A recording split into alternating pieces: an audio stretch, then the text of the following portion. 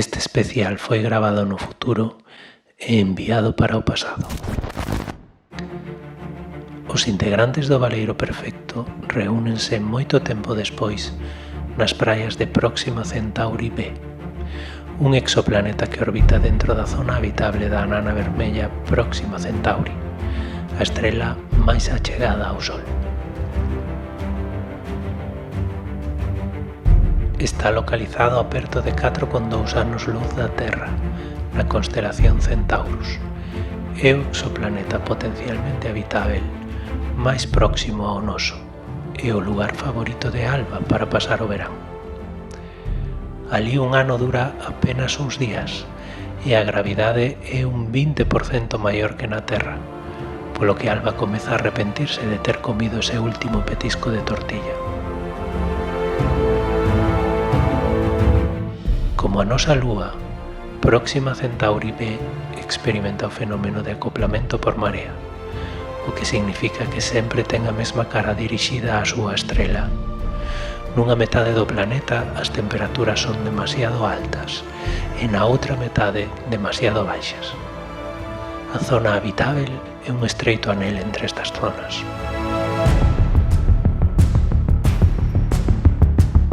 Sentada nunha toalla na area da praia, baixo o seu parasol mastodóntico que absorbe a radiación ultravioleta e a poucos metros de onde aparcou o seu transportador, Alba observa o grande sol vermello que se albisca no horizonte.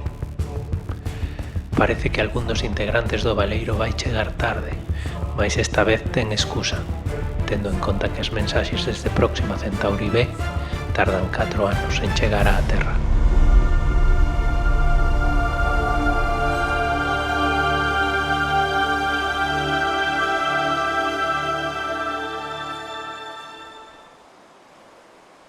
Hola!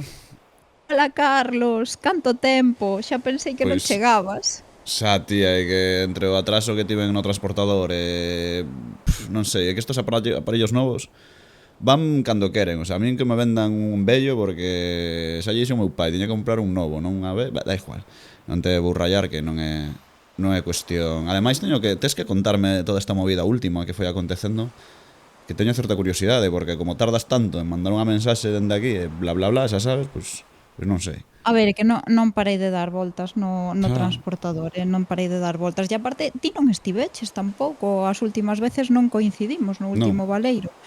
Pero eu vou ser sincera, eu tampouco entendo moi ben o que pasou. O que pasou basicamente foi que saímos ao público en setembro do 2022, despois de cerca dun ano de traballar así en segredo, aí é cando nace Boa Dice Editora, de fantasía e ciencia ficción en galego.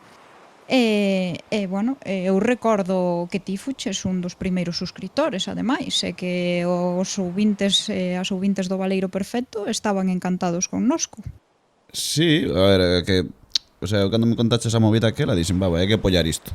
Entón puxen aí uns euros, non moitos, pero puxen, tampouco, a verdade, non vou mentir, non puxen nada, pero era por ver se colaba. Total, que eso ese acordo de cando salistes con Ubik. Sí. Que a verdade, a mí molome moito a edición que fixestes, impresionante. Non sei. Mogollón, eu creo que gustou moito a novela. Saímos tamén con outra que era As aventuras do Cabaleiro de Prata, porque eu vi que era a parte de traducción, non? Que Sí. despois ven Terramar e veñen outras, e despois a parte de creación era As aventuras do Cabaleiro de Prata, que basicamente pois era a que inauguraba a sección creación. Sí, é que está chulo salir con Ubik, porque ao final sempre é un pouco unha declaración, non? De intencións, non? Con Philip K. Dick aí arriba. O libro está genial, a min gustoume moito, Sí, tanto a sí. trama como a intriga, como creo que o tío fumaba bastante. E que ademais joder, é un libro chulo porque se sabe un pouco da ciencia ficción como, o sea, a mestura do humor, que o mellor non se estira tanto.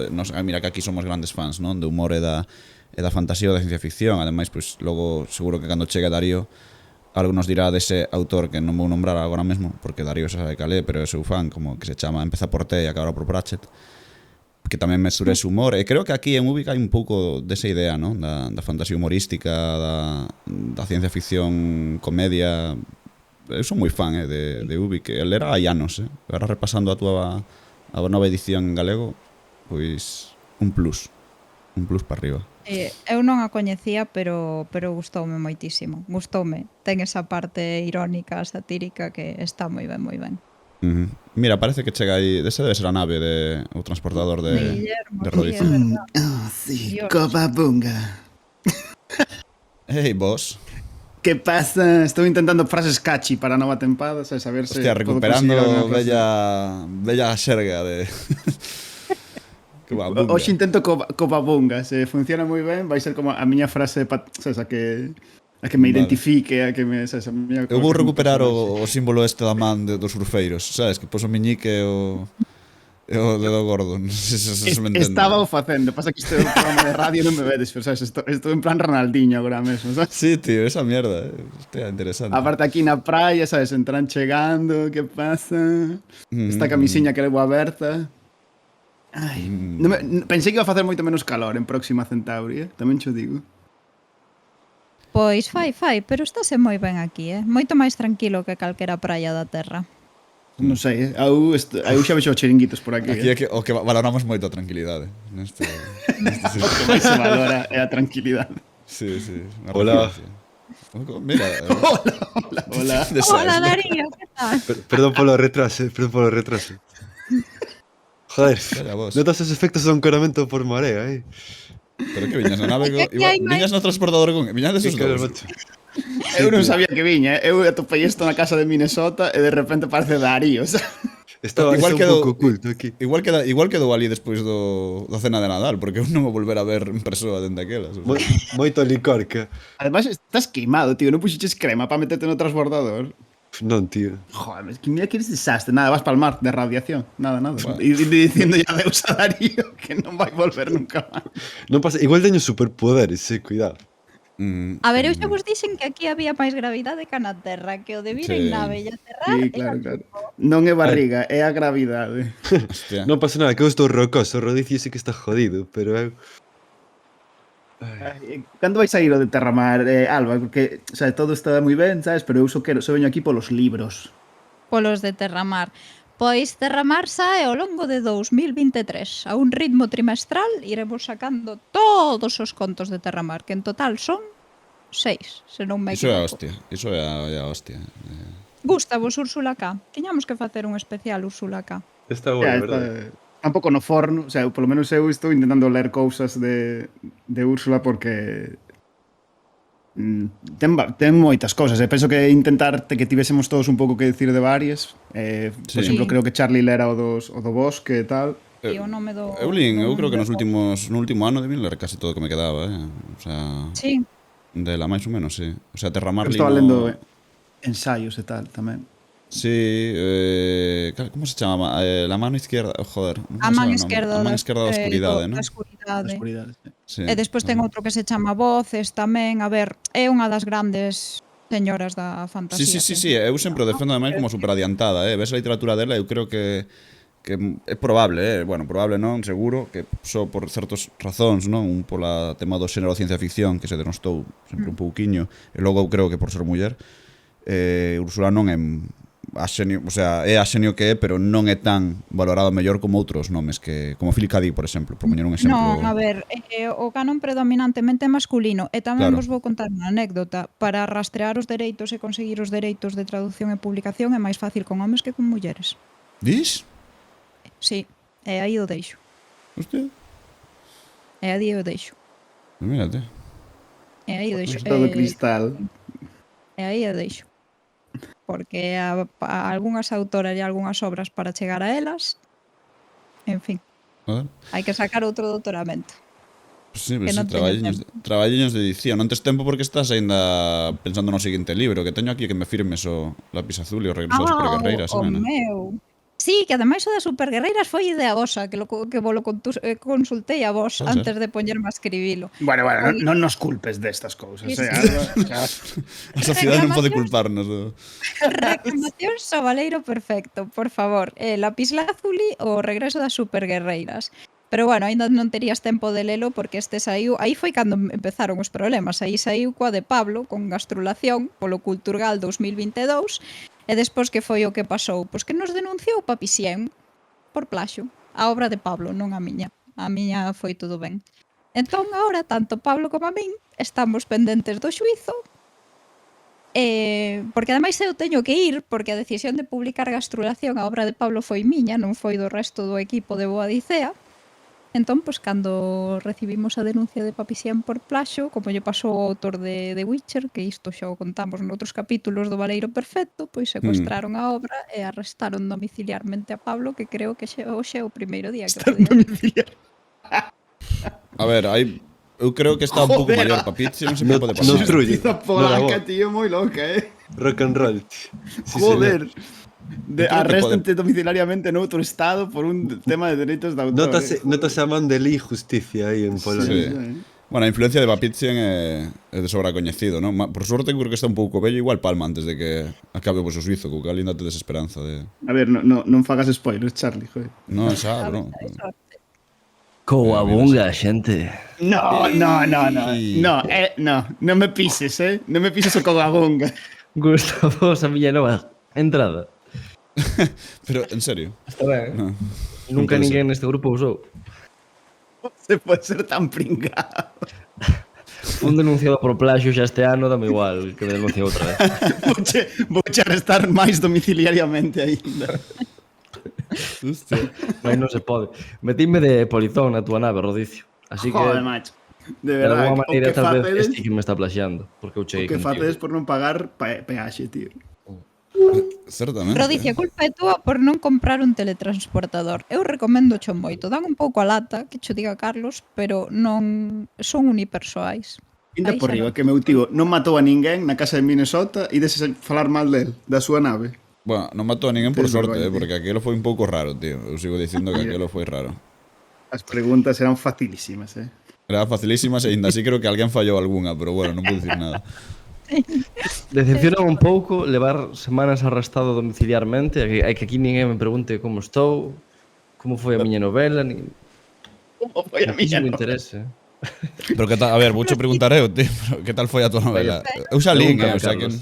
eu xa lín, pero quero preguntarche a ti en plan, como foi, Pablo? A mí me gustou. Pois foi mal, evidentemente, estou denunciado, Carlos. Que preguntas Bueno, fas? Concho, pero bueno, tío.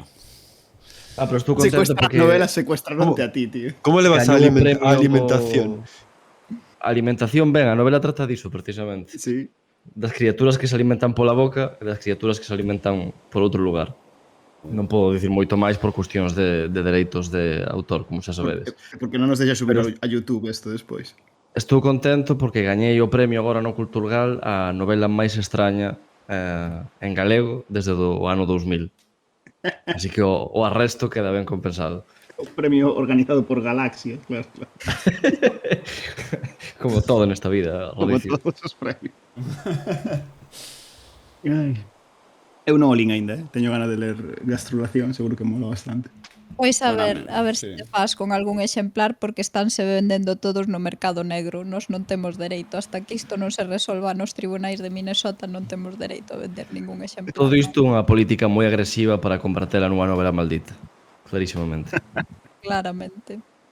Logo seguro que vale o dobre, que atopas en Wallapop polo dobre do que vale, cousas así. Wallapop está guai como punto de venta, Alba.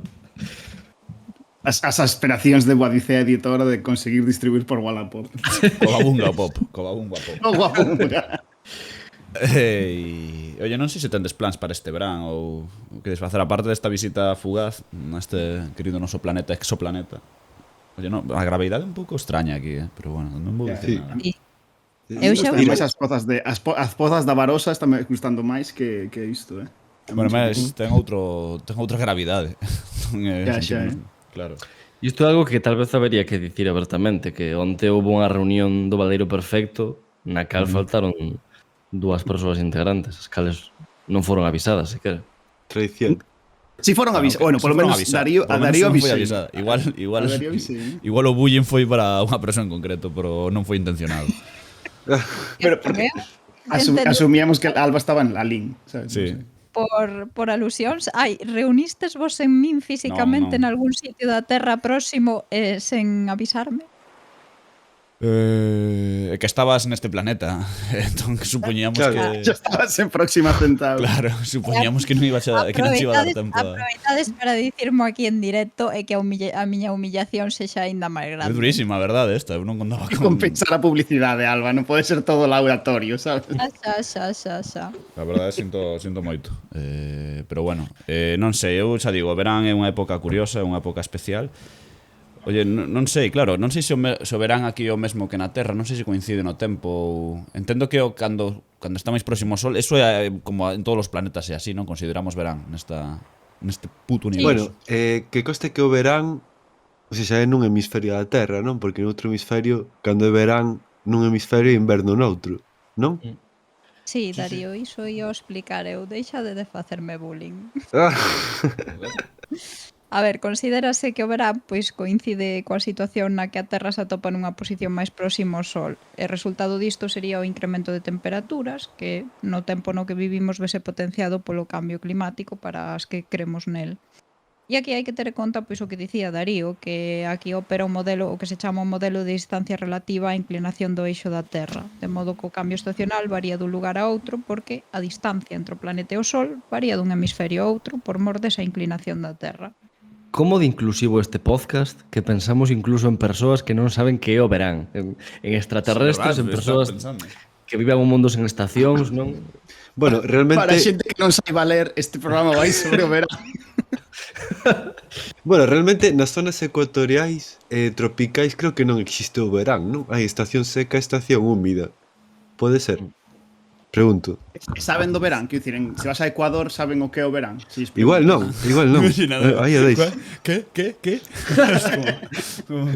Verán, Tolo, non? De repente a conversa, non? Que sabes, o concepto, non? De non teñen ni puta idea do que lle estás a falar, non? Confusión É que- rarísima. A ver, é sabes? que este valeiro está fito para a xente de Ecuador. Sabes? Para que por eso explicamos o que é o verán. Sí. De feito, solicitamos que as persoas que nos estean a ouvir e non sexan do Ecuador que por favor apaguen. Apaguen. É un programa puramente promocional, só imos facer propaganda a partir de agora, e exclusiva para persoas de Ecuador.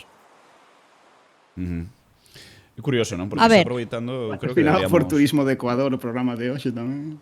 Volve de ao rego. Cales No. son as vosas ficcións favoritas para o verán?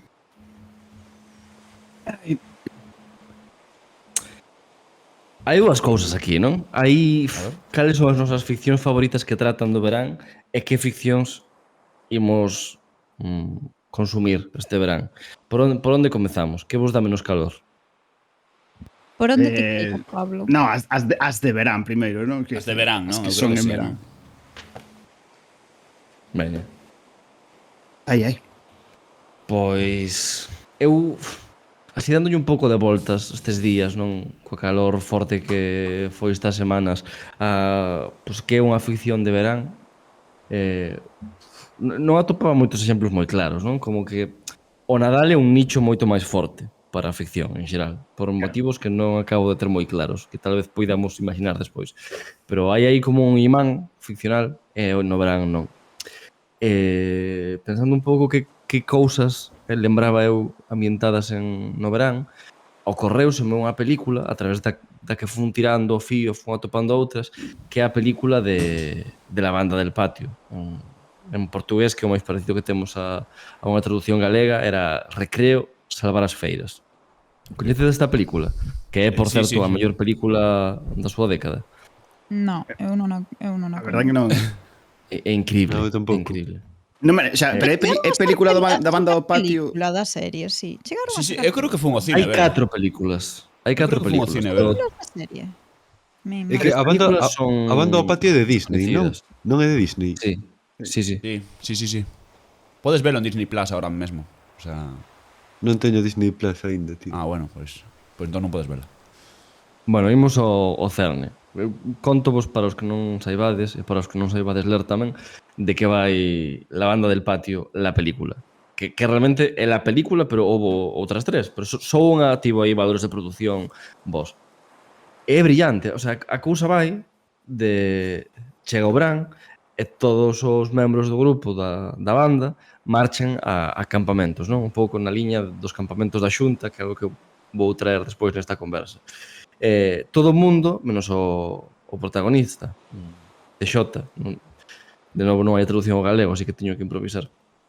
A cousa é que o pobre Teixota está moi triste porque o deixaron só e descobre que na escola, na que van, que é o escenario da banda del patio, está a acontecer unha conspiración por parte, se non lembro mal, da CIA para eliminar as vacacións de verán.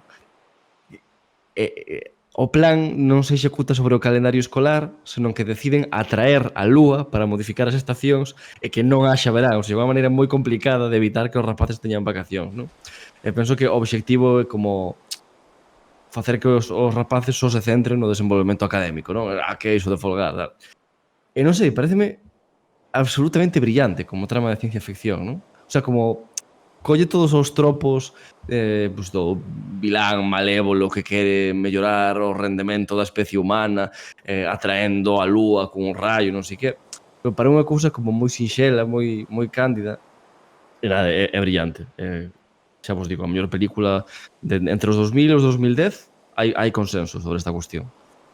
É como se fose o Grinch de que quere roubar o Nadal, non? Pero o verán. Pero non está tan extendida esa idea de roubar o verán. Quizáis porque, joder, é moito máis difícil, non? É como tes que evitar 2 meses enteiros de tempo mentres que evitar o Nadal é un día, sabes? Non é tan difícil de evitar.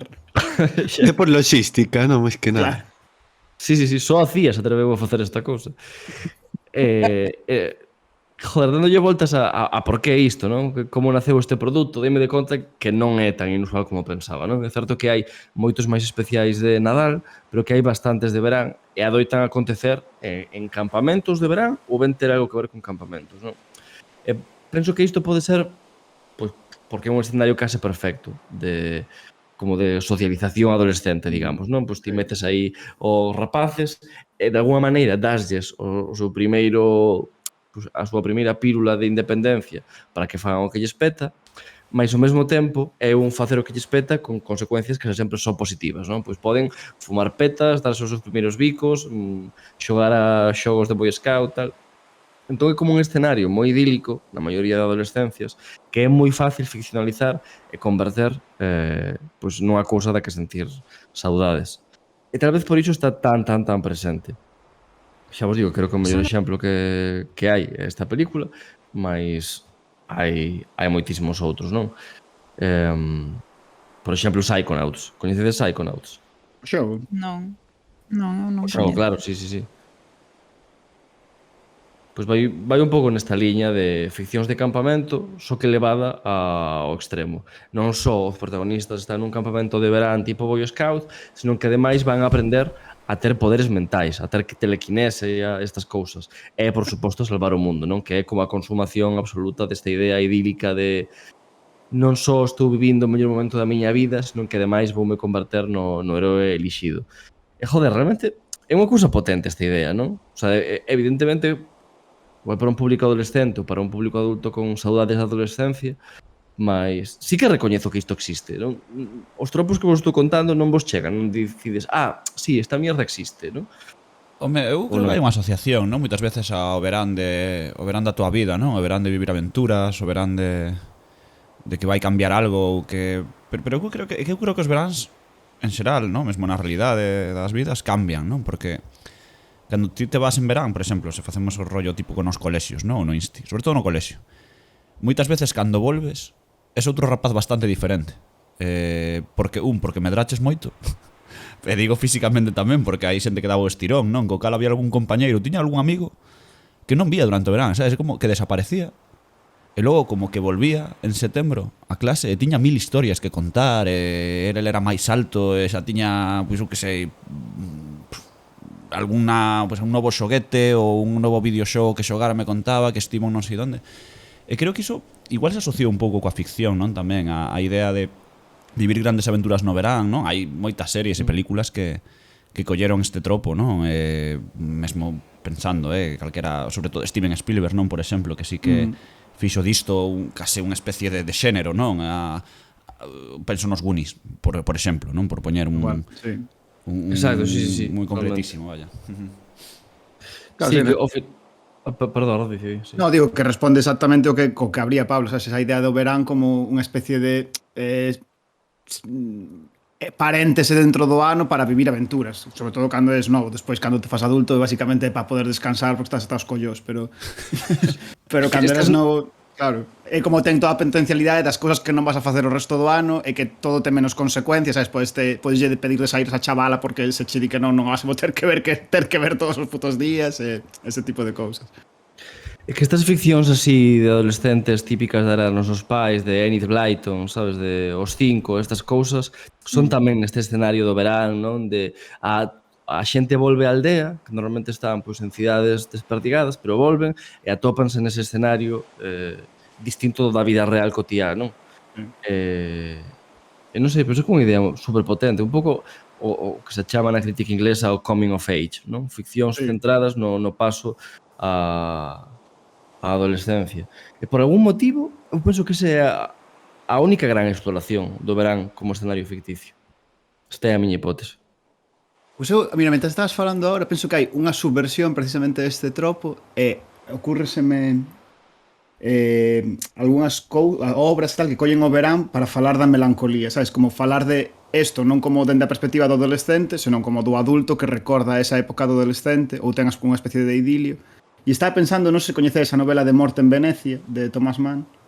Non. Sí. Eu coñezo, pero non a lin, Basicamente é unha novela dun ricachón alemán que vai a Venecia e ali pois como que se enamora dun raparigo e ten unha especie de idilio amoroso pero como moi etéreo e tal, moi melancólico porque el reflexiona sobre que xa é maior e a diferencia de idade, bueno, vai un pouco sobre este tema. Non sei se, por exemplo, tamén conecta un pouco, por exemplo, con Call Me By Your Name, coñeces esa película? Sí. Eu sí, pareceme un pouco peñazo, a verdade, pero bueno. Claro, pero fala un pouco mesmo dese tropo, non? Sí. O amor, mítico amor de verano tamén. Claro, pero visto dende as dúas perspectivas, non? Dende o home maior que namora dun rapaz novo e o ve como unha especie de volta á súa xuventude, mentras que o rapaz novo o ve como unha posibilidade de madurar e facerse maior, non? E as dúas cousas acontecen no verán porque hai como unha suspensión do tempo real, non? Das dúas cousas. E incluso pensaba nunha canción dun grupo español que se chama, bueno, dun cantante español que se chama Señor Chinarro, que se chama Colegio Vacío, que tamén fala sobre iso, sabes, como sobre a idea de ir pasar por diante do colexio no verán, está todo baleiro, e non hai nada máis melancólico que o colexio baleiro no verán cando ti xa non vas ao colexio, sabes? Sí, pareceme curioso. Non o pensara antes, pensando sobre o tema, non o pensara antes. Estaba pensando tamén un pouco nesa melancolía, non é melancólico esta obra, pero outro día, nesa reunión secreta que tivemos, mencionei un libro que era El Jarama, de Ferlosio, que ocorre tamén, non? No verán, é parte protagonista. Ademais creo que ten un protagonismo moi concreto o verán, non? O tema do ir ao río, o que acontece ali, que, bueno, todo o que pasa, non? Pero sí que vexo é unha historia que só pode ser en verán, non? O que quere contra Ferlosio. Creo que se relaciona un tanto en parte con esa adolescencia, ese verán que pasa algo que cambia a tua vida, non? Para sempre e tal, non? Que entra dentro dese... O que pasa é que neste caso é un puro... Como se dice? Non era realista. Como se chama esta testemunha? Non me acordo agora, fallame a memoria teórica. É como un naturalismo extremo, non? Unha cousa así. Sí, era un rollo... Que hai xente que acusa de que esta novela non pasa nada, non? Rollo de que non se está contando nada e tal. A min, por exemplo, non me... O sea, non me disgustou cando lín aquí a Ferlosio. Logo, como dicíamos, ademais, curiosamente, logo o resto da obra de Ferlosio non ten nada que ver con... Ou non en exceso con este, non? Con este Jarama, pero bueno. Foi a súa novela de verán tamén, sabes? Sí, pues joder, pues igual sí, non? Igual entendía o verán así, non sei. Sí, tamén como tiña por aí apuntado Pablo que no caso da literatura e arte galega temos un pouco de baleiro neste tema, non? Como que non está moi explorado, non se nos ocorría ningún exemplo así pensando niso. Claro, eu pensaba que sendo importante, digamos, para a formación emocional e a entrada na adultez que é para a nosa xeración, mas non só para a nosa, tamén para as seguintes e parte das anteriores, os campamentos da Xunta, como iso, o episodio en que construes parte da túa identidade, en que estás coa túa primeira parella, sabes, en que por primeira vez Que vidas accedes a máis moitas raras cousas, non? tivestes, que vidas máis... Oe, Sí, Guillermo, no, de tío. podes de pedir a salir a rapaza no verán porque non a vas ter que ver o resto. Claro, do é tipo. verdade, tío. Bueno, É de como coña, non? todas as E o apostas campo- son moito máis baixas, todo é moito máis chill, sabes? Moito máis lixeiro. Ibas a un campamento e como que Coa- incluso te atrevías a ser non? outro tipo de persoa, a ver como que pasaba, se Sí. eras outro tipo de persoa, sabes? Ensayabas identidades, en realidade, nos campamentos. Estás Claro, a mí o que me Non, que sí, extraña que sí, é que os campamentos da Xunta non fosen usados como escenario privilexiado da ficción adolescente galega, porque aí hai Joder. Joder, Aí ata para moitos pelis de terror tamén. Sí, é verdade, a verdade é que, Tamén, sí. hostia, estás dando unha idea caralluda, Eu non sei se Bueno. o mellor por descoñecemento non se explotou demasiado esta historia xeracional ou tal, ou porque é xeracional e hai xente maior que non a viviu como pudimos vivela nós, ou non sei, pero sí que me parece sorprendente, non? Que non na miña cabeza non Eu- atopo A ver, ningún relato neste. estaba pensando ahora, as novelas estas de Carlos Meixide que están ambientadas como en lugares, ten a de Ons e a de ten outra ambientada noutro lugar que tamén sí que son como aventuras de rapaces nun verán, non? Un pouco no estilo Goonies, un pouco neste Sí. estilo Os 5, Incluso Stranger Things tamén, non? Claro. Que ten tamén. pero non son especificamente en campamento, creo. Supoño, creo que non. Estou pensando en lembranzas. O Sol do Verán, non? De Casares, eu creo que si era unha a rapaza, non? Iba rememorando que vivía co outro protagonista no verán. Creo, hai moitos anos que eu creo que lin. Sí, pero o Sol Verán ten como tema a guerra civil, en realidade. Sí, non? sí, claro, non evidentemente non un protagonista puro, simplemente estaba pensando en algunha obra así ambientada no verán e tal, pero é certo que non. Estou pensando que Carlos Casares ten o Sol do Verán e os mortos daquele verán, o que o converte probablemente no novelista máis veraniego da escritura galega. Carlos Casares en Bermudas, aí. En Bermudas, a tía. O Pancho. Sí, tomeledamente. Moi ben. Non sei, pode ser. Non sei aquí, Alba, por exemplo, non se queres tamén abrir un melón ou seguir por outra Sí. historia. Eu creo que abrirei. Perdón, Unha antes de sandía, eso, Carlos. Sí. Unha sandía. Alba, Estamos en verán. nunca fuches de campamento, nunca fuches de No. campamento. No, Non, joder. para nada, non. Bueno, E ademais mellor, igual. ten unha explicación, a ver. Eu non son fun tampouco, gaiteira. Alba, conste, eu estou Claro, contigo, a non ver, fun, é non? que eu son, Non. claro, eu son gaiteira, entón eu no verán é cando temos a temporada alta de actuacións. Pódome ir de Que vacacións, explotaban pero de campamento laboralmente en vez de ir de campamento. Vas de campamento, pero outro tipo de campamento. Digamos de campamento Claro. musical, non? Exactamente, Joder, exactamente. como os campamentos estes dos De Sims American de Pie. instrumentos. Bueno, eu estou pensando en outra movida. Yo no che, por Dios, que decir American Pie, tío. Porque Sí, lembrame sí, tamén. Pero claro, Pensando noutra movida, tío, esa experiencia de campamento que describen Pablo e Rodicio nunca tiven. Nin tampouco tiven maior interés en tela, A min chamábame moito Eu máis. tampouco, ir porque tocar por ademais, aí. para min, isto é, bueno, vou contar la historia del abuelo, ¿no? Eu, claro, iba a Palas, ¿no? No verán, habitualmente, ao mellor pasaba un mes ali, entón, casi era como o meu propio campamento, ¿no? Vamos a dicirlo así, ¿no? Pero é que ademais ali, en Palas había un campamento de verán instalado ao lado da piscina municipal. E nós, como xente autóctona, non levámonos a matar coa peña que viña, cos rapaces, non? Porque os rapaces eses como que falaban coas nosas amigas e nós supoño que nos telábamos moitísimo, entón había como unha especie de loita estúpida, non? Entre a xente autóctona e a xente que viña de fora a xogar o fútbol, os xogábamos partidos contra eles, a piscina a ver quen nadaba máis, íbamos por aí un pouco, pero sempre había como unha distancia moi grande destes son os invasores que veñen aquí a tocarnos os collós, non? E nós tiñamos unha especie de odio casi como que hoxe manteño contra os peregrinos e todo esta teima, non? Non o sei. Di o antropólogo Lison Tolosana, Carlos, que iso que contas era a primeira causa de morte violenta na Galiza rural ata prácticamente os 70. En serio? Sí. Xogar fútbol moi forte, ok. No. A loita dos homes locais contra os de parroquias veciñas pola atención das mulleres nas noites de feira, Sí, basicamente. era o deporte galego por excelencia. Pois era así, entón como a miña experiencia co campamento é un pouco intensa, pero por outro lado, Pero por mira, outro camiño. eu teño un pouco as dúas experiencias, pero normalmente o meu verán era un mes de campamento e un mes de aldea. E a socioloxía era moi distinta, para min. Quer dizer, o campamento era un entorno ao mesmo tempo máis restringido e máis libre, porque sempre estabas como vixiado por monitores un pouco, pero como que todo o mundo era descoñecido e en principio tampouco ibas a volver ver, máis nunca, Claro. como quen di. Claro. Era un entorno moito máis novo, mentras que na aldea eras completamente libre, é verdade que estaban teus pais, pero suaban de ti todo bravo. Pero os colegas eran de toda a vida, sabes?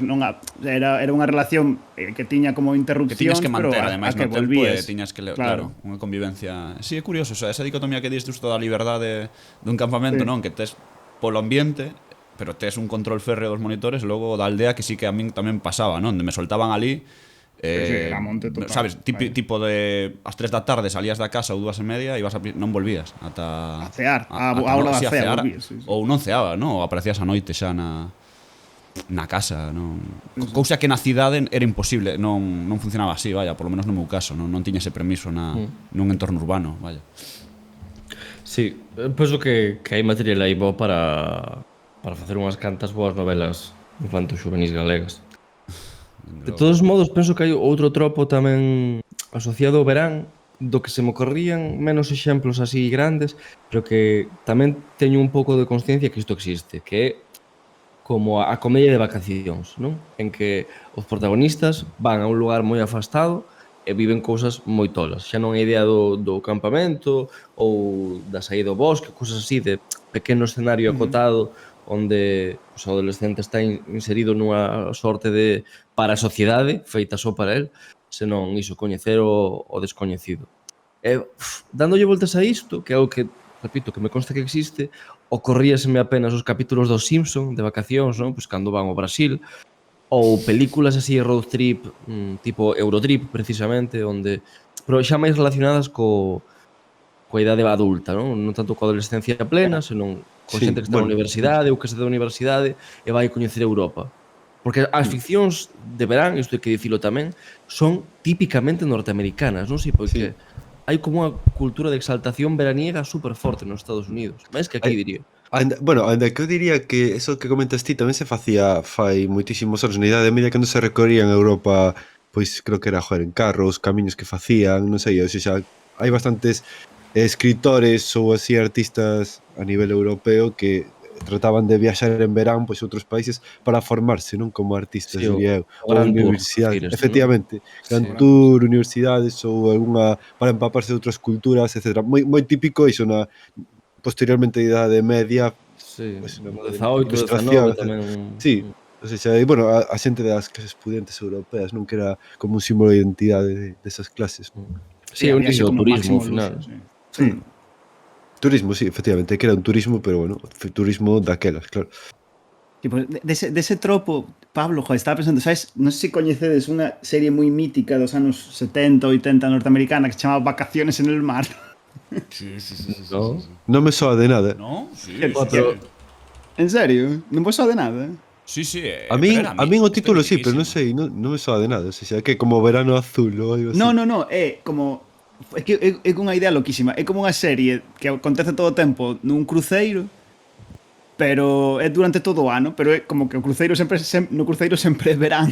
¿Sabes? Sí. Pero é bella, Que é de Disney tamén. Isto é pre-90, o sea, que supoño. Sí, eu creo que é dos 80, dos 70 e tal. Por aí, ¿no? E- Sí, Ah, non, entón non é que o digo.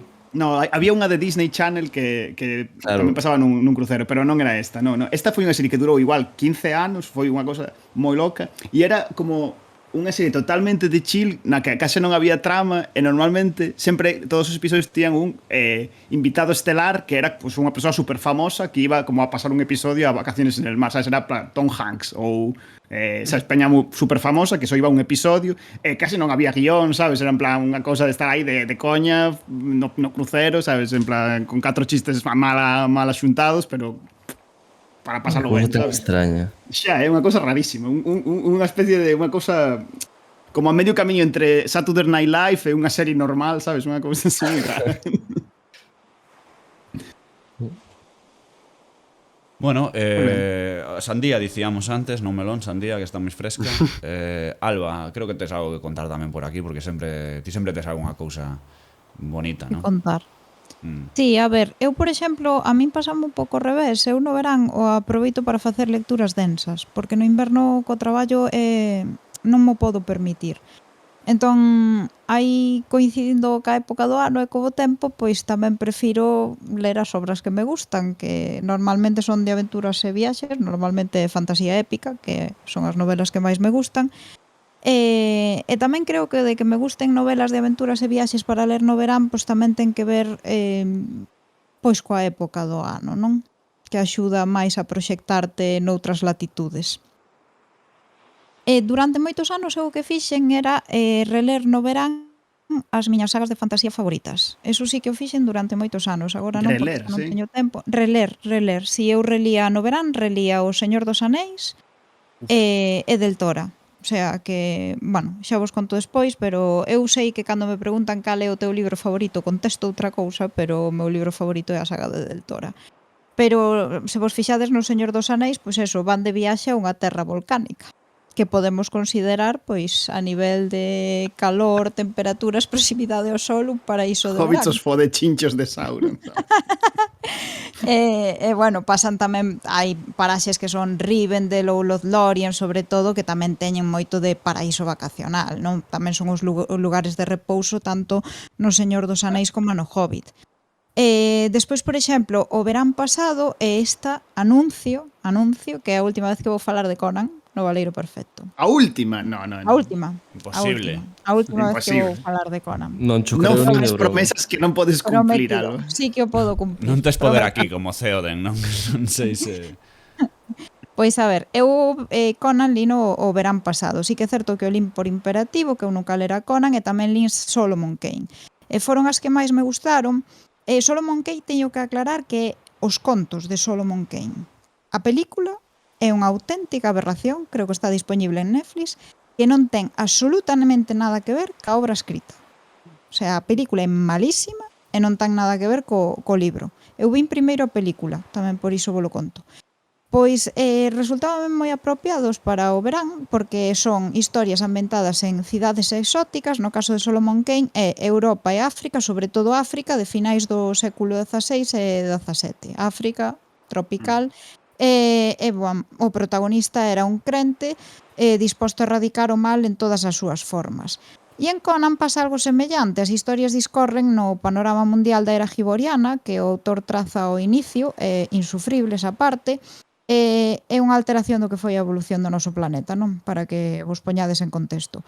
Nos dous casos destacan a viaxe e a loita, pero sobre todo o misticismo e o mixticismo oriental e tropical que encerran esas historias, non? Que te levan a paraxes, pois eso, moi paradisíacas, moi oceánicas, con desertos, con praias, son paisaxes moi exuberantes, entra o cainismo, por exemplo, son viaxes nas que entran en xogo mar, a piratería, os tesouros que son os tesouros de xollas, pero ao final son xollas extraordinarias e extraterrestres. Están as Illas Encantadas, e as Illas Encantadas, por exemplo, están habitadas por criaturas extrañas, exuberantes monstros e mortíferos, e aí empata un pouco Robert Howard con Lovecraft, porque son de antigas civilizacións que chegaron do espazo antes ca nós. Entón é como unha especie de Illa do Tesouro, que tamén foi unha das miñas lecturas recorrentes de verán, pero xa levada ao terreo do máis fantástico e do máis ciencia ficcional. Entón, eu, por exemplo, de Conan, pois gustaronme moito dous relatos, que é o de Cravos Vermellos, vou explicar moi brevemente de que vai. Son Conan e a pirata Valeria, que fuxindo chegan á cidade de Xucholt, que foi construída antes da chegada dos habitantes actuais, que coñecen Conan e Valeria. Os habitantes orixinais resucitaran uns dragóns dinosauros que custodiaban a cidade. Os habitantes actuais, a raíz da traizón dun escravo, pois entraron na cidade, eran de dúas tribus, e o que fan é habitar a cidade, cada tribu nunha esquina, e matarse entre eles. Entón, pois, Conan e Valeria chegan nesa tesitura e danse conta de que o litixo ten que ver, pois, cunha moza, que debeu ser nun campamento de verán, pois, dous irmáns pelexáronse por unha moza. E ao final sábese un pouco... Como Charlie. Sí. Exacto. Totalmente. Pois, ao final, sábese un pouco pois que a moza é unha bruxa, que foi a que propiciou todo iso, e que segue viva, e que vai bebendo a xuventude das mozas, de feito que era a xuventude de Valeria, porque xa non quedan mozas, e Conan e Valeria pois teñen que descubrir todo o petote e sair dai. non vou desvelar o final. E despois está a Raíña da Costa Negra, que tamén é así un relato moi de verán, moi de verán. Hai máis, en Conan hai unha chea deles de deserto, de todo este oriente místico e tropical. Pero outra que destacou, ou que quero destacar, é a Raíña da Costa Negra, porque se supón que eu aquí non estou de acordo, porque é unha relación moi animal e a min non me parece, pero supónse que a primeira vez é única que Conan se namora. Namórase da pirata Belit. Despois de facerse a forza de golpes cun barco pirata, non? Pois atópase con Belit, ela fai unha especie de danza de apareamiento e Conan cae rendido e teñen unha relación que se supón que é sadomasoquista. E a cuestión do... que se Sí, supón. sí, eu o Cal é a parte coa que non sadomasoquismo... estás de acordo, Alba? Con que sexa sadomasoquista? Ou non, A ver, entendín. o sadomasoquismo, segundo que eu lin, Ajá. eu lino a posteriori, pero eu son tan inocente lendo que eu cando lin o conto non vin sadomasoquismo por ningún lado. Vin unha cousa moi entre animais, de danza de apareamiento, e agora estamos namorados non sei a santo de que, porque temos conversacións teolóxicas polas noites. Home, claro, Alba, é que ti acostumada aos tentáculos todo che parece pouco. Xa, será iso. Ai, Se non por hai favor. discusións teolóxicas, para que usa ir contigo, sinceramente? Claro, por eso me facedes Toda razón, bullying. En toda fin. razón. Bueno, a cuestión, aquí entra a parte tropical, non? O dos piratas sempre é moi tropical, é como na Illa do Tesouro. Pois a ver, Belit vai en busca dun tesouro prohibido, que se di que é un tesouro e moita riqueza, pero que está maldito, non? Nunha ribeira que tamén está prohibida e maldita, porque está habitada por certas criaturas pois que non son naturais e que están malditas. Chegan á ribeira e chegan a topar o tesouro.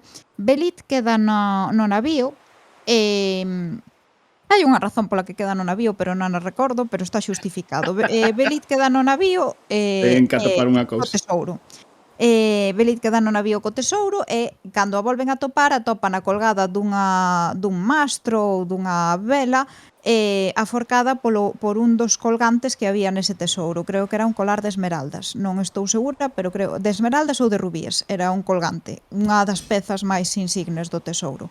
Entón, que pasa? Que Conan atópase coas criaturas que habitan na ribeira prohibida e que matan prácticamente o resto da tripulación, ou o resto da tripulación toda, e que son unha mestura, porque Robert Howard ten cousas moi interesantes neste sentido, pero son unha mestura entre vampiros e monos. Non Soa ben, sabería desde logo. dicirmos mellor. Sí, o sea, son O mellor de cada criaturas... casa.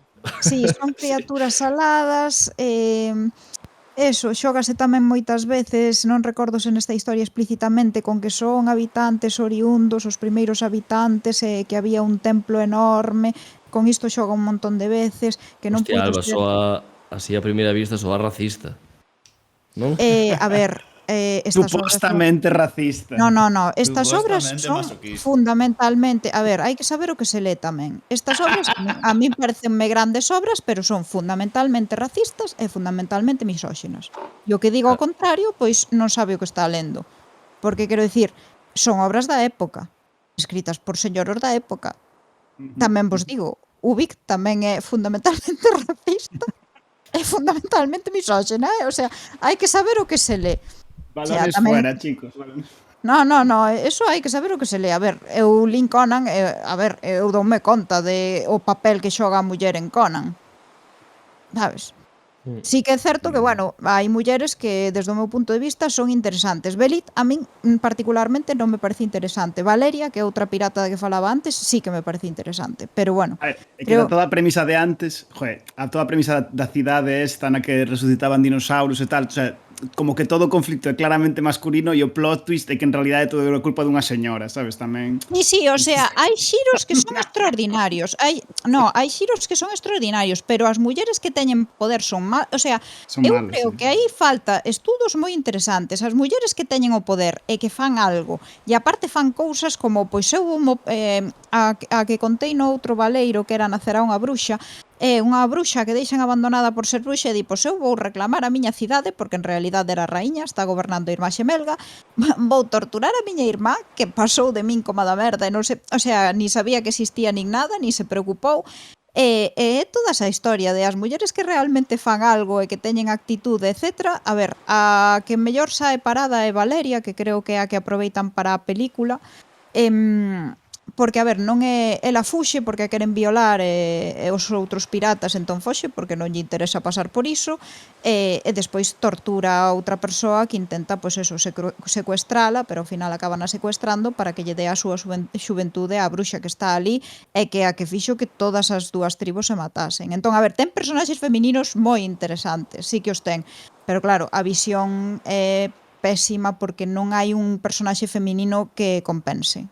No sentido de, conforme os hai malos, tamén ao mellor debería haber algunha boa, pero as boas sempre está a mediación de Conan polo medio, para equilibrar as forzas, que é a parte que lle toca. Hai unha visión moi feroz contra o maltrato da muller, iso tamén non hai que dicir, moi feroz, e sobre todo no protagonista, que sempre é monógamo, pode estar con moitas mulleres, pero non ao mesmo tempo, e ten unha visión que tamén imagino que é moi da época tamén, pero Gracias, claro, Conan. Joder, Conan. era o que... No, pero isto expónse así. Un E tipo despois, a ver, ordenado, Conan. Un tipo E ordenado. despois, a ver, por exemplo, cando hai cainismo, os que son cainitas son os negros. E iso dice explícitamente. Quero Ui, decir, que casualidade. non hai ningún... por exemplo, en Jack London, porque ademais estes escritores estaban escribindo... digo Jack London porque son como xeneracionais, non? Estes escritores que están escribindo, pois nesta época na que o darwinismo ten un pulo moi grande e cambia a visión da sociedade, pois imaginade cando entra as historias da evolución, antes de Adán, etc., o papel, a presenza da raza aria que hai aí, que se considera a perfección, porque esa impronta tamén a hai. Reivindiquemos os Entón, aí, contos sobre frenoloxía, por favor. claro, ese tipo de cousas de ao final vimos todos dos monos, eso rompíalles a cabeza moitísimo, Dos monos vampiros, ademais. Claro, eso. Se Ahora teña que vir os dun monos mono que vampiros. sexa un mono vampiro. Se Bueno. podemos elegir, non? Pues... Claro, joder. Pero bueno, eu tamén vos vou decir unha cousa, o sea, de Conan xa non tiña máis que dicir, pero eu tamén, por moito que lle queiran dar unha... O sea, eu entendo que en Tolkien, por exemplo, está Lúthien e está Éowyn e son mulleres ás que se lle dá unha visión moi positiva, mulleres boas que fan o ben e que chegan lonxe. Pero eu sigo pensando que o Señor dos Anéis, o Hobbit, son ficcións eminentemente masculinas, Oe, Alba, home, pénsalo ti e o resto do planeta. Claro, no, pero sorprenderíaste de dicir de Tolkien non é misóxeno e Robert Howard sí. A ver, non sei se eles eran misóxenos en sí para a época. Eu creo que hai que ter a prudencia de dicir que os estamos mirando desde a perspectiva de agora, pero desde a perspectiva de agora hai mulleres, eu atopo mulleres máis potentes e máis habituais nas ficcións de Robert Howard, que pasa que son as malas malísimas, que nas de Tolkien. Que pasa? Que nas de Tolkien, pois eso, hai ao mellor pois dúas figuras moi potentes que ademais son boas boísimas. Pero eu penso que a cousa máis ou menos está igual, nese sentido. Non sei porque facemos esta carreira cara a nada entre os dous. En plan, a ver quen nos dous é máis Fostes vos os que me preguntastes se eran racistas e sí, a resposta é sí. Sí.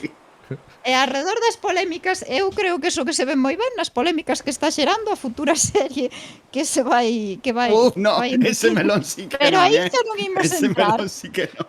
Eu a verdade que estou super fora, non coñezo as polémicas nin nada, pero bueno, xa haberá mellor, oportunidade Pablo. en outro momento. Mantente así, ti xa ter bastante co teu. E xa está. Super gratuito, pero vale. No, a ver, estamos falando da túa novela e o teu encerro, quero decir, xa ter bastante con iso. Deixo pa un día que deixan sair a praia, joder. Non te recordes. Pois eu aínda non vou falar de que vou ler este verán, senón de cousas que lín noutros veráns e que adoito ler. E a verdade é que hai bastante que non podo facer nada no verán porque estaba coa tese. Bueno, lía cousas por traballo únicamente, pois números descatalogados da revista Grial, por poñer un exemplo, non? Pero sí que teño certos recordos de lecturas así que me marcaron moito e que aínda asocio moitísimo o verán. E unha que me ven moitísimo a cabeza é Hellblazer. Coñecedes esta de personaxe, esta saga de cómics. Non No, é Hellboy. Hellblazer. A mí soame o nome, John pero non... Constantine, vaya. Constantine. sí, claro. Constantine, sí.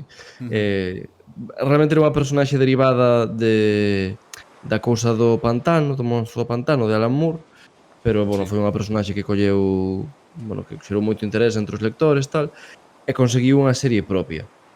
E a verdade é que é moi interesante, a pesar de non ser seguramente a máis popular de DC, pero é interesante porque converteuse nunha especie de como de lugar por onde pasaban os grandes guionistas e debuxantes da altura para facer a súa propia visión da personaxe e marchar, e abandonalo aí. Vacaciones en el mar. Sí, sí. Un pouco nesa liña. É como unha especie de museo dos grandes da súa época, con distintas chegamentos, trayectorias e tal. A primeira, o sea, para que vos fagades unha idea de quen pasou por aí, pois desde Neil Gaiman, Garth Ennis, Warren Ellis, vale, como vos digo, dos máis top do seu momento. Pero a mellor subsaga, digamos, é a primeira, coa que se inaugura Hellblazer como publicación, que é a de Jamie Delano. Son 24 números, están recopilados, penso que por norma, que como lín eu, en varios tomos. É unha lectura que lembro facer durante un verán que foi increíble. É boísimo Hellblazer. Son as aventuras dun mago, o mellor mago do mundo, nese universo en que habita, pero nun universo en que os magos teñen moi pouco poder, non? Entón é como ser o mellor nalgo moi básico, moi pequeno. E nada, el convive con todas as persoas as que lles causou a morte, fundamentalmente os seus mellores amigos de toda a vida, non? Que o acosan como espectros. É a historia deste tipo, desgraciado, maldito, cun poder moi aprezado pero ao mesmo tempo moi pequeno, lidando con todo tipo de cousas paranormais que o rodean. E iso, recomendo moitísimo porque é un achegamento á figura do superheroe moi extraña, moi derivada tamén pois, do propio Alan Moore, non? Como fundador da saga. A pesar de que non ten nada que ver co verán directamente, para min é perfecta para esta estación. Parece como unha cousa moi escura, de oscuridade, de noite. Non asocio para nada o verán, Sí, pero ao mesmo tempo ten como... Foi pensada para ter unha estética moi punk, para nada cinguirse aos típicos modelos da fantasía sinistra, nin do vampirismo, nin as cruces, non? É unha cousa como moito máis cotiá, eso deste tipo, un pouco punk e un pouco desarrapado, que intenta sobrevivir creo que en Londres, pois no Londres da súa época, non? O sea, que a nosa, basicamente, bueno, dos 90, máis ben. Pero iso, nada escuro, prometo vos que sorprende para ben. Abrira un melón antes, Alba, e quero preguntarvos, que opinades da xente esta que cando vai de viaxe a un sitio leva un libro para ler ambientado nese sitio? Hostia. O sea, facedes iso ou parece como unha cosa de psicópata? Eso digo que se coñeces alguén así, fuxe todo o rápido que poidas. Bueno, red flags. isto é como cando é un red flag, vamos a decirlo claramente, pero isto é como cando foi a pandemia e a peña empezou a mercar como tolos o la Libros peste, sobre non? a pandemia, no, ou libros sobre a pandemia, que como en serio co que estamos vivindo, que máis te apetece ler sobre a pandemia.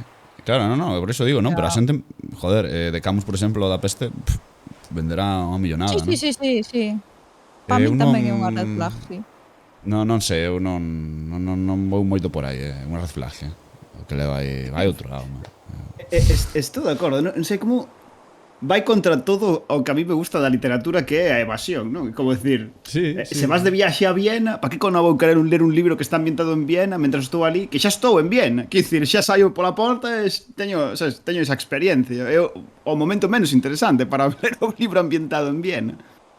Non sei. Eu estou contigo, é dicir, eu relaciono moitísimo a lectura coa evasión, en xeral, do que me rodea e tal, non? Entón, sería como moi chocante na miña cabeza estar lendo dun sitio no que estou ahora mesmo de vacacións, ademais, o sea, como, a ver, claro. A mí non me encaixaría no modus operandi mental. Pero sí me gusta ler de viaxe, Sí, eso sí, non... Sí, pero é distinto, non? Quero dicir. É que decides que vai contra todo o que vos gusta da literatura, pero eu penso que é un hábito precisamente propio de xente que non adoita ler, é que o motivo para levalo non é tanto o libro en sí, non é a favor da literatura, senón a favor da viaxe, non? Como aumentar o rito de vou a este lugar e lévome estes fetiches Igual para que era rituais para querer unha sensación de... Claro, pero eses libros suposo que non se leen. Son libros que un porta, pero que logo non toca. Sería guai saber canta xente leu a peste de Camus da que o mercou. A verdade que sí, tamén. Sí, non, isto como comprar un Elden Ring ou un Dark Souls e ver canta xente os remata, non? Das millóns de copias realmente que venden estes xogos. Creo que o porcentaxe era lamentable, no tema lamentable, en plan, escupindo a xente. No, pero refírome que Acaba o xogo só. Acaba de que, joder, falamos de que mellor, eu creo que había un Dark Souls, non sei se, non, un Sekiro, en Sekiro creo que só 15%, creo que desbloqueaban o último non, o trofeo de fin de xogo do xefe final, que, joder, 15 de cada 100 é pouquísimo realmente de rematar a aventura. E falamos dun xogo que foi GOTY e que vendeu millóns de copias. A mí pareceme curioso iso. É que non é tan longo, en realidade, non? O Sekiro son como 30 horas ou así. Non é do máis longo, ni moito menos. Eu entendo que desespere a un santo nun momento dado, pero fora diso, non sei. Eu, dende logo, co verán, falando de videoxogos, se hai un xénero que eu asocio bestialmente ao verán, e había un en concreto que asocio por isto, por culpa deste, son os JRPGs, non? Concretamente os Final Fantasy. Eu acordo que cando merquei a Play 2 viñérame no pack de mercar, bueno, era un pack, non? Veñía o Final Fantasy X. Entón é un xogo que eu considero moi de verán. Moi de verán tanto no seu propio sistema, non? Mesmo Tidus ao principio do xogo acaba nunha praia, hai un deporte acuático, non? Como é o Blitzball. Ten ese punto, creo que o xogo sempre tende a ir cara a ese verán, non? Un xogo onde a maioría dos sitios fai bo tempo, está soleado, hai bastante costa, e ten ese punto logo xa por a mesma propia experiencia de vivilo, non? Incluso June e Tidus poderíamos establecer como un amor de verán, non? A longo da historia, porque realmente, se entrar en spoilers, non dura o que dura ese amor, teñen que casi ao final desfacelo por X motivos, non?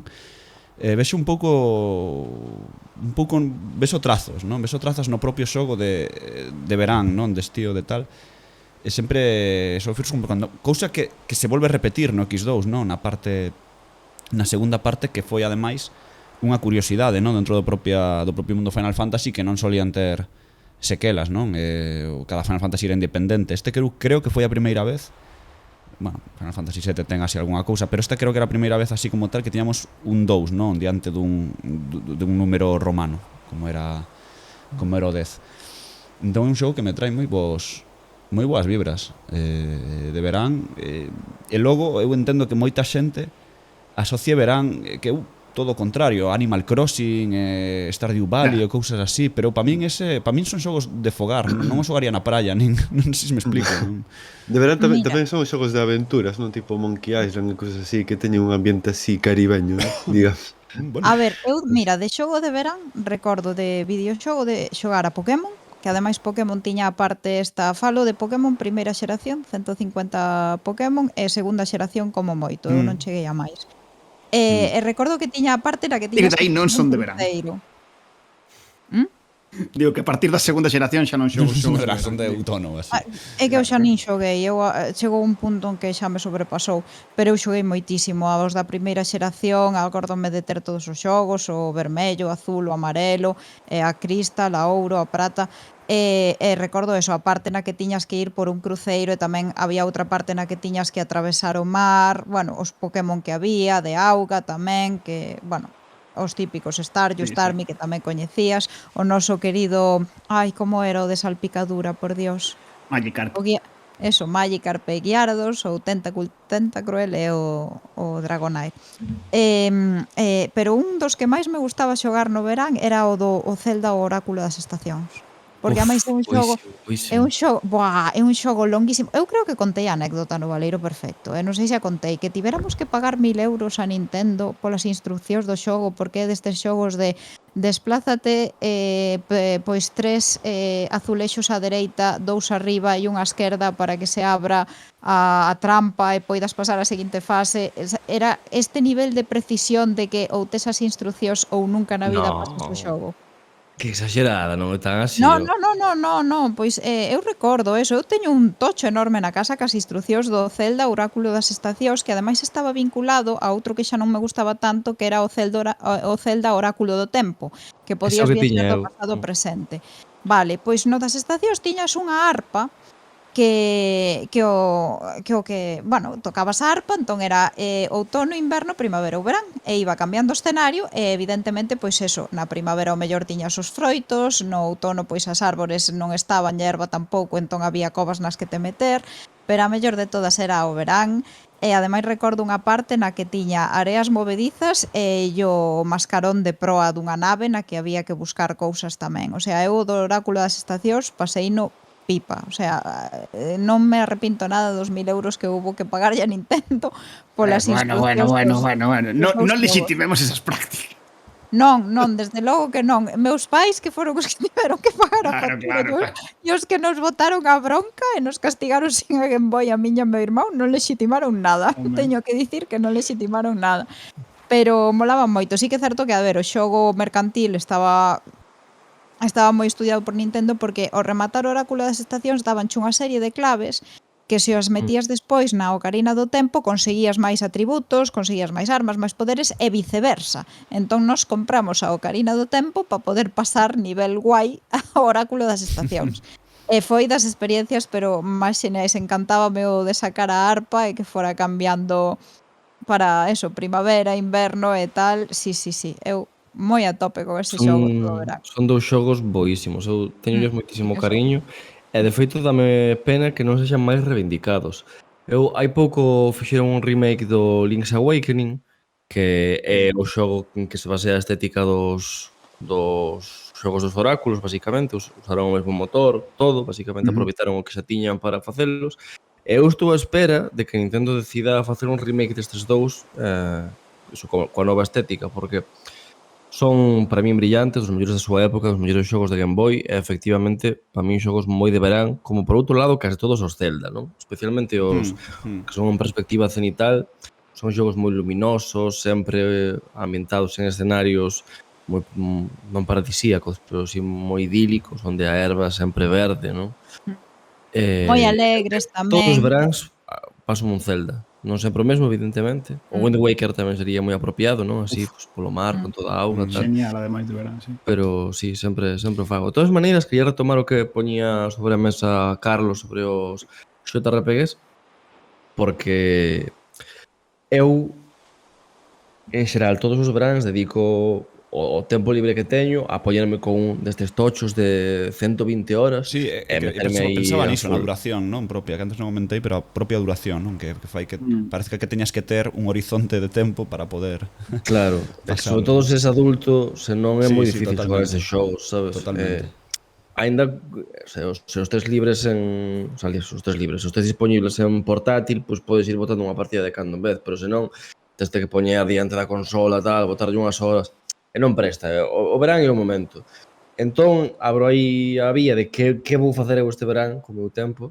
A primeira vez que teño un verán libre, xa vos digo, moitos anos, e vou yo dedicar a xogar o Xenoblade Chronicles 3, que sae o día 29 e ten pinta de ser o puto inferno. O sea, un xogo de dicir, acabo literalmente de asasinar o meu tempo libre, non? Estou tirando a miña vida ao lixo, pero esa sensación de desperdiciarte a ti mesmo, desperdiciar o teu pouco tempo sobre a faz da terra, a mí encanta, é o mellor. É como un flex de riqueza da xente pobre, sabes? En plan, non teño outra cousa que tirar que o tempo, sabes? Total. Mira como me mato. Pois ese é o rollo. Toma 100 horas perdidas da miña vida na nada. Sí, ese rollo. Non sempre, pero de cando en vez, así no verán, é super pracenteiro. Dicir, teño tanto tempo libre que podo asesinarme, literalmente. Que podo fumar, de alguma maneira, non? É o equivalente destes vídeos de YouTube que saen xente como con roupa moi cara e van desglosando, en plan, sí, estes vaqueiros costan 600 euros, este reloxo, tal. Pues Pablo igual, sabes, en plan, bueno, este verán xoguei o Xenoblade Chronicles, o Final Fantasy VII, en plan, joder, menudo flex de tempo, sabes? Pois para min o xogo de verán é o Pokémon, pero polo componente sociolóxico tamén, Sí. o sea, por unha cousa de do que falábamos antes, que na época de internet quizás xa non se comprende tanto, pero porque era o momento en que vías a xente que non vías o resto do ano e podía pasarche Pokémons polo cable link que igual ti non tiñas, sabes? Efectivamente. Bueno, aparte Pokémon tamén ten un corto veraniego, non? Na película este de As vacacións de Pikachu, o que na peli, non sei se lembrades, que ia á piscina ou algo así. Pero Non eso vos lembrades? Pikachu el solo. Claro, Sí, o iban sea, a hai- unha illa, non? había un Estaba corte- Pikachu el no, show porque se perdía ou Ian algo como, así. como unha piscina ou algo así, estaban os Pokémon ali na piscina, estaban aí como facendo movidas, tío. O sea, foi como dos primeiros cortos de Pokémon, eu creo. Eu creo que se perdía Togepi e ele iba detrás del, non? E atopaban como un sitio así super illado de Pokémon, o sea, estaban fora, lonxe afastados dos adestradores, en plan de as e tal, en plan como que os perdían de vista. E vían como unha aventura así tal, de novo aventura, verán, todo iso. A min estou mellor unha palla mental que me acabo de facer o de Togepi e tal, Cuidado, cuidado, Pokémon en xeral é unha cousa moi veraniega. Sí, efectivamente. De feito, toda esta saga, non sei se lembrades das illas, non sei que era como unha saga de racheo que non Sí, tiña equivalente sí, nos sí, videoxogos, pero que son todo illas así como Illas verán, e a xente anda en bikini e Liga Laranxa, non? Ou algo así que Sí. se chamaba. Non sei que algo así Laranxa. era, algo así era. Por certo, Buf, a Sketchum acabou gañando, a Liga Pokémon, por se alguén ten a dúbida, finalmente, despois de non sei cantos intentos, acabou. Sí, sí, sí, sí, Sí, sí, sí. eu non sei como acaba Pokémon, Vale, Como máis además unha despois oposición, ampliaron non e che digo. todo. Pokémon non acaba, é infinito, non sei, Claro. como o sufrimento sobre a Terra. Pero como Pokémon, alargaron tanto, eu non cheguei a ver o final ni siquiera da primeira temporada. Poñámoslle que, bueno, da primeira xeración dos 150, non recordo. O sufrimento sobre a terra. Vaya que... Estaba aquí buscando a sinopse das películas das vacacións de Pikachu. Algo así era, de Togepi pasaba mal tamén por aquí. Estaban como nunha especie de resort, pero había algo misterioso. Bueno, vai por aí o tema de las vacaciones de Pikachu, segundo La Vanguardia. Mi má. Tinta outra cousa que requerida. quero- Tinta requerida. que quero facer este verán é pasar Spelunky e Spelunky 2. Que son, non sei se os coñecedes, pero son xogos difíciles a Dios dar. Levólles ao longo da miña vida centos e centos de horas e son incapaz de pasalos.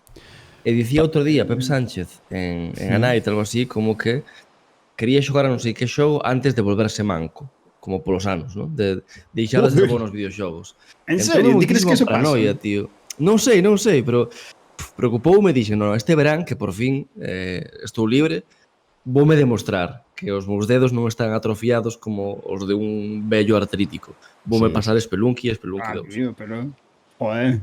Esa mensaxe de que vas perder... O sea, xa colliches o pic da túa capacidade de xogar ben os videoxogos e de aquí todo costa abaixo, vaya bajona, É que eu son peor que hai anos, Nunca fui moi bon, pero agora son especialmente malo, eu sorprendo. Dis?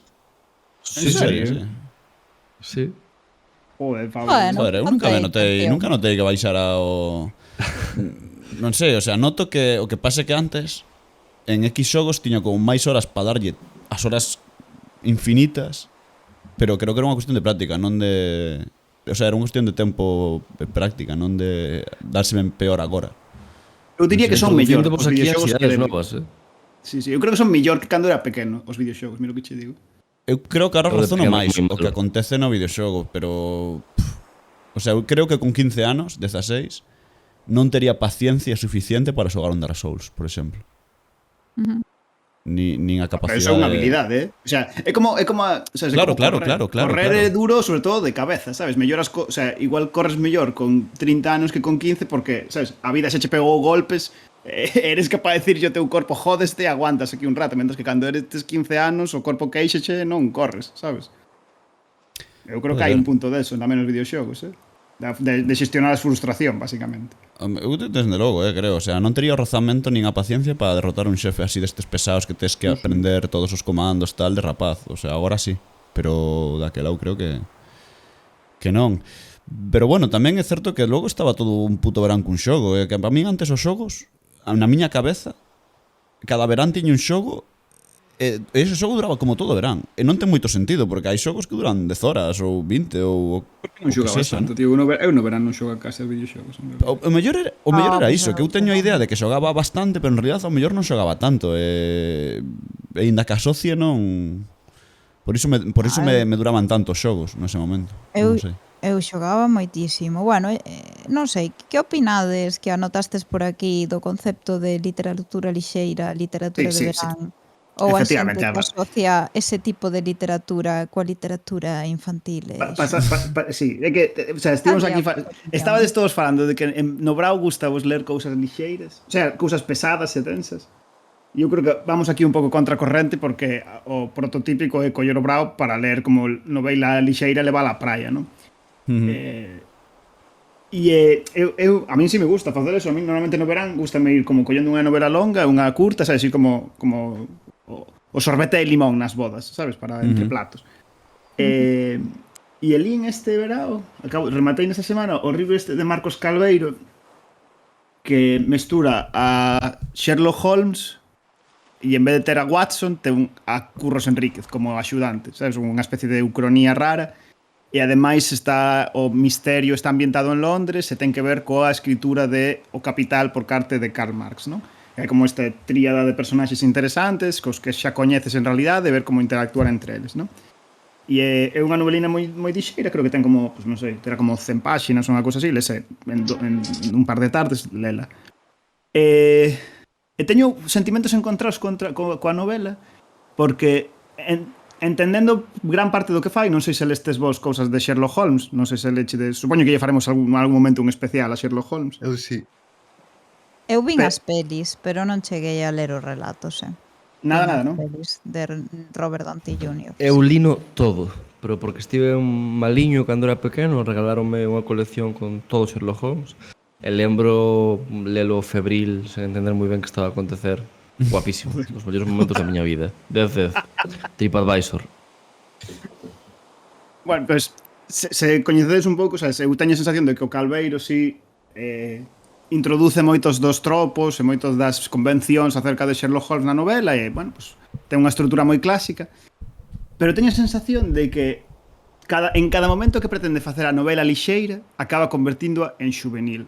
E é especialmente malo para a novela, porque non creo que lle interese o máis mínimo a un rapaz adolescente, nin Curros Enríquez, nin Karl Marx, sabes, como non está pensada para un público xuvenil, porque os seus tropos interesanlle sobre todo os adultos, eu penso, non? Tanto, incluso Sherlock Holmes, sendo Sherlock Holmes quizás o máis interxeracional de todos, para mí unha novela que debería ser lixeira, pero claramente pensada para adultos. E penso que hai tics de escritor, sabes, de querer facer unha novela lixeira e empregar para iso ferramentas propias da literatura xuvenil, que non son a mesma cousa, sabes?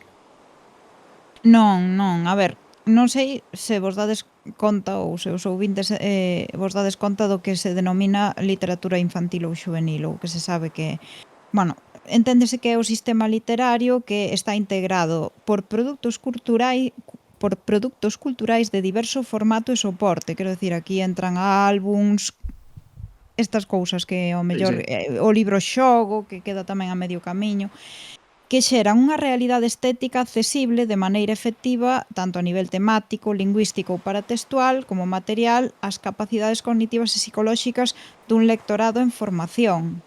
Eso é o que é a literatura infantil e xuvenil. Despois tamén hai quen divide infantil e xuvenil, e infantil é ata os 7 anos por diferentes motivos, ou ata outra idade que rolda os 7 anos, e logo a partir de aí xa se pode falar de literatura xuvenil. Hai moitas teorías, non? Pero o que se ven considerando basicamente que a literatura infantil e xuvenil aplícase a teoría dos polisistemas, entón é un sistema dentro do gran polisistema que sería a literatura, non? É un sistema propio. Isto seguindo as premisas de Itamar Ben-Zohar.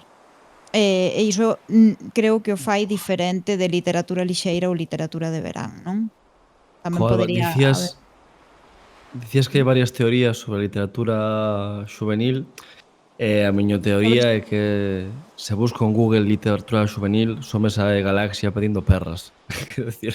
A ver, Estou falando máis alá tamén do sistema literario galego, estou falando en xeral. Outra característica que ten este tipo de literatura é que non sei se algunha vez o pensastes, pero o primeiro destinatario da literatura infantil e xuvenil non é o lectorado potencial, non son os nenos, porque os nenos non compran libros. É o Son os lectorado institutos.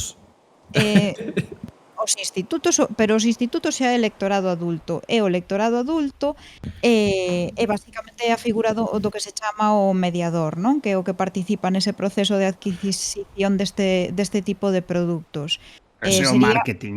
sería O marketing vai dirixido ao xefe de estudos, pero a novela non. pero estou falando, pois eso, vos imaginade cando imos no Nadal, eu, por exemplo, que lle vou comprar cousas á pequena da familia, eu decido que lea a pequena da familia, eu Claro. decido que libro lle compro. Non son os institutos. Para os instis tamén son, bueno, no sistema literario galego son a principal fonte de ingresos, pero para a literatura adulta tamén, Bueno, que isto que Eu dis é super interesante porque o marketing non só da literatura infantil, senón os produtos infantís é super particular porque diríxeste aos pais, ou aos profesores ou aos adultos en xeral finxindo que te dirixes aos Os pequenos. nenos. Sí, sí, sí, sí. É unha cousa, No, sí, pero sí, é super totalmente así. Coabunga, chaval. cognitivamente moi extraña. O sea, É o que se chama o mediador, porque é realmente o que compra a obra. É que ti tes que te dirixir a quen compra a obra. O neno, a crianza, non é o que compra a obra. Eu, por exemplo, eu recordo que, eso, das primeiras obras de fantasía que lín, compraba máis miña nai por círculo de lectores. Foi a que me comprou O Señor dos Anéis, nunha promo que fixo o Minotauro por Planeta de Agostini, que che saía cada libro a €1. a min que conste que me parece que cousas así. un pouco malsana esta propaganda. No sentido, bueno, vou usar unhas palabras un pouco grosas agora, pero explico por qué. Estamos preparados. Había un profesor de literatura comparada na Pompeu, onde eu fixen o máster, unha persoa bastante coñecida, Antonio Monegal, digo o nome completo, non? Que dicía que Masterchef Junior era unha forma de pornografía infantil. Era unha hot take moi hot, Sí, pero que pode ser, tiña algo de verdade, no sentido de que era moi escuro que os adultos consumisen imaxes dos nenos sufrindo, non? A presión do E concurso. sí, pero Eh, hai unha cousa distinta. Se te das conta, con esa equiparación que estás facendo, o neno aquí non entra en xogo ata o último momento. O adulto non necesariamente lee a obra. Non Claro. sei se me explico. O adulto escolle a obra, pero iso non quere decir que a lea. Na meirande parte dos casos non a lee. Bótalle un vistazo de isto pode ser interesante ou non, isto podelle gustar visualmente a nivel de contracuberta, quero Por decir, eso. non se pon a ler a obra e decide en función dunha reflexión e despois de ler a obra, mesmo que sexa un álbum infantil de 10 páxinas e todo con ilustracións. Non Xusto e se vou, pon, non se Xusto pon, vou por onde queres, o sea, por onde estás mencionando. claro, E que non se conste que pon a ler iso. esta digresión é para recomendar un libro de verán. Xa vos cedo a palabra, pero Contanos. non me estou desviando tanto.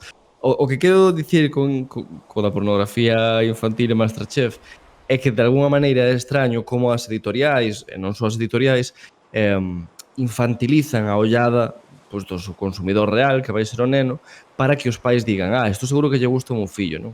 E penso que isto ten efectos na propia ficción, no sentido de que é unha ficción non tanto pensada realmente para os intereses cognitivos da rapazada, senón para o que convencionalmente os adultos consideran que son as crianzas.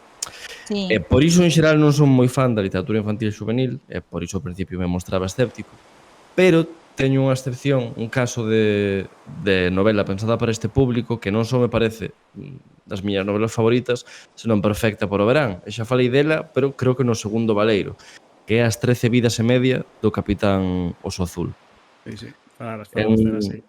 unha saga de 3 novelas de aventura de Walter Moers, protagonizadas pois, por un oso de cor azul que vive vidas aventuras nun mundo inventado que se chama Zamonia e que son increíbles. O sea, é pic da ficción fantástica ever. O sea, o nivel de Cunqueiro, por poñer un caso incluso semellante, non? Pois unha aventura decorre nun tornado, no interior dun tornado, tan veloz que cando pasas a través do seu vento avellentas 80 anos, non?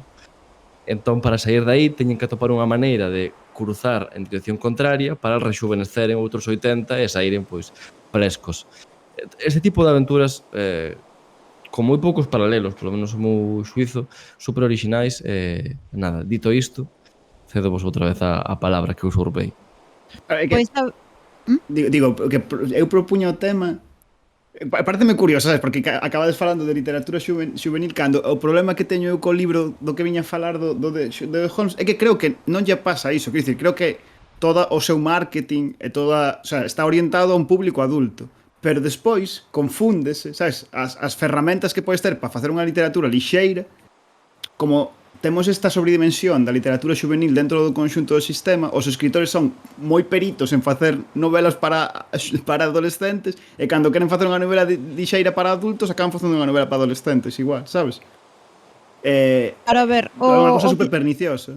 Sí, o que che van decir, e isto seino por experiencia persoal, a distribuidora dos libros que teñas, etc., é que fagas as novelas para que se poidan vender en instis, non en coles, O sea, o produto infantil vai por outra parte. Pero a que instituto lle interesa o Karl Marx escribindo o Capital en Londres? Non é nada vendible nun instituto isto.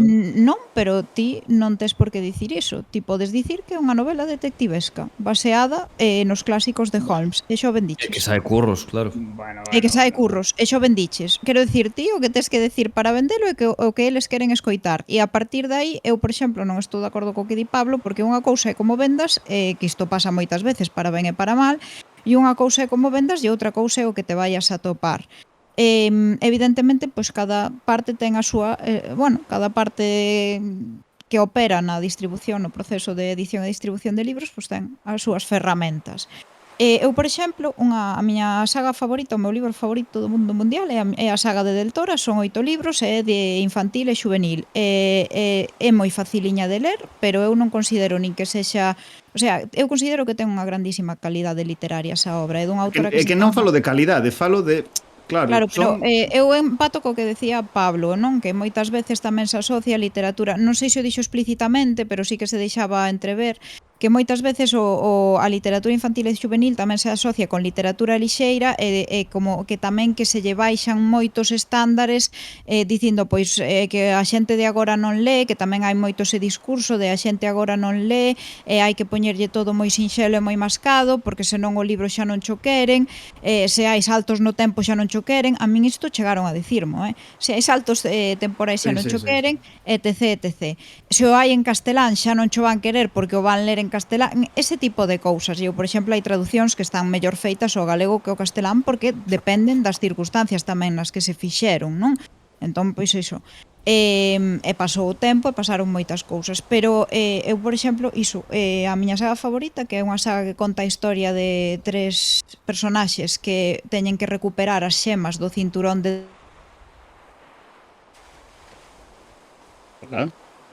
Hola? Non se me caeu só a min, non? Caeuselle... No, morreu. É Alba. Que xa falou... Este típico, este é un fenómeno que acontece neste planeta en Alpha Centauri, entón non vos preocupedes. Eu estou seguro de que volverá en algún momento a súa voz pola gravidade. Caeu a voz, sabes, o chao. Está pola chegando gravidade polo chao. fortísima agora, esta hora do día cae a plomo a gravidade. Non sei, mentras, pois, de todas formas deberíamos ir pensando, non, en coller de novo o transportador para fuxir Pica aquí. moito sol xa, Pica o sol, eu creo que podemos aproveitar mesmo isto. Espero que Alba volva para poder despedirse, pero alén diso, igual sí que molaba por seco o parasol ou taparse e fuxir deste planeta antes de que o contaminemos e o fodamos enteiro, non? Entón, non sei se queredes aportar unha última ollada, unha última cousiña e pa casa, non sei ningún problema. Darío, ti lees os libros de Pratchett en verán ou sonche máis de inverno para ti? É que eu leo... A verdade é que a Periz Coslín foi un verán. O sea, foi un verán longo. Pero sí, o sea, realmente en inverno... O sea, leín tanto en verán como en inverno, pero sí que sobre todo en verán, diría eu. A primeira vez que os lín, polo menos, lembroume bastante o verán.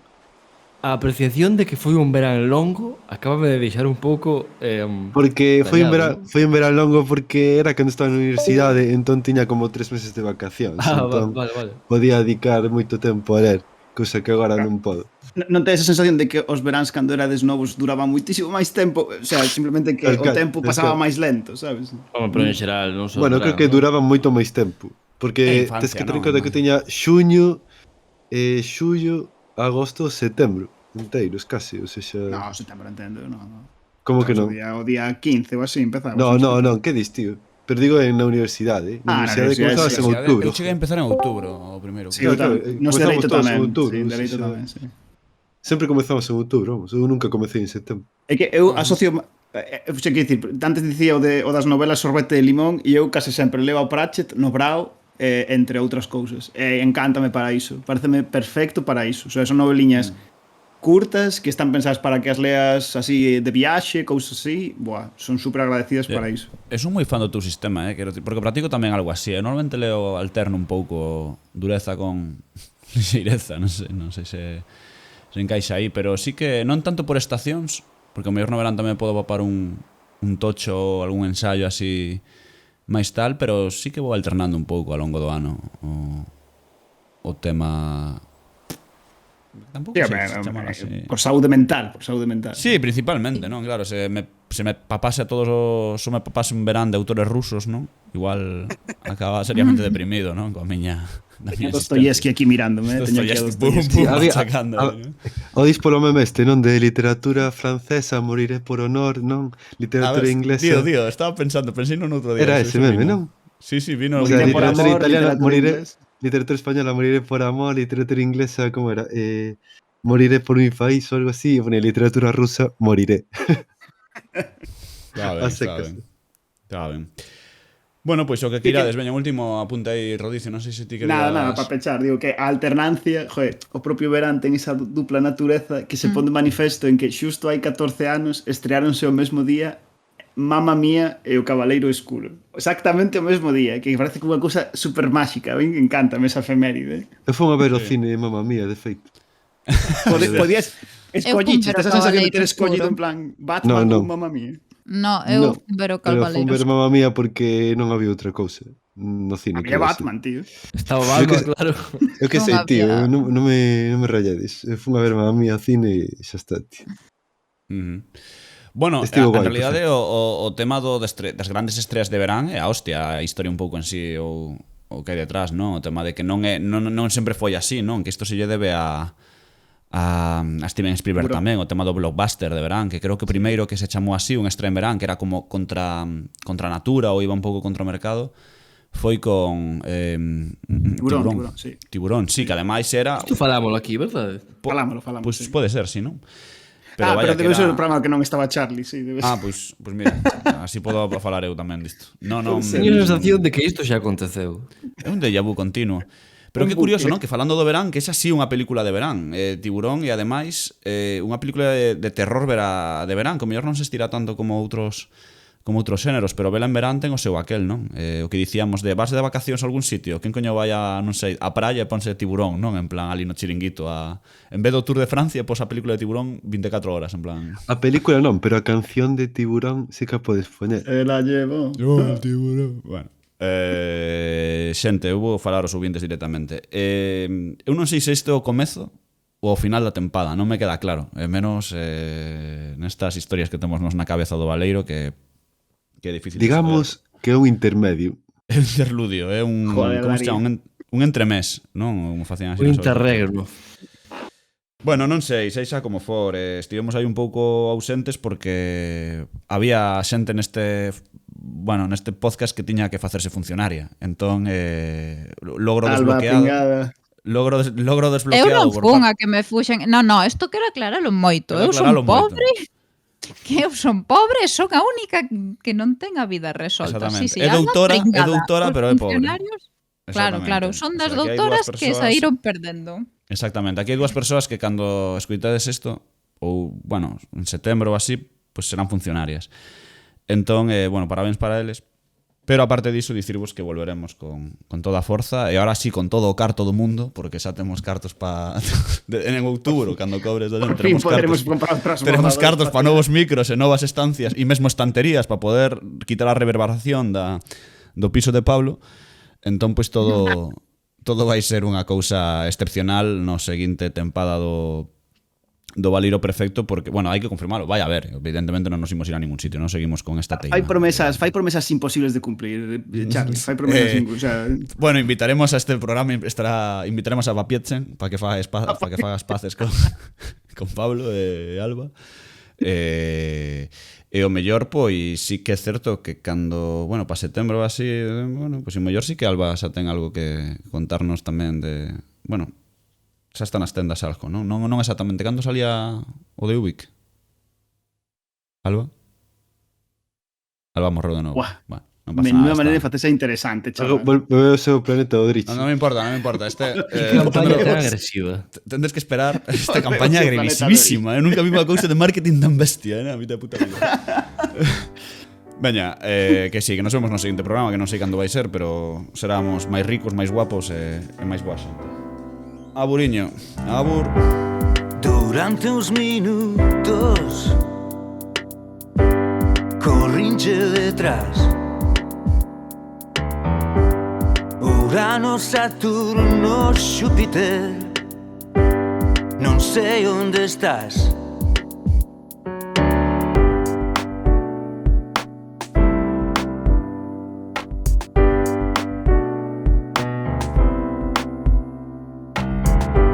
Sentado no porche Todo está en paz Eu son o último terrícola Non fun quen de marchar No meu terrícola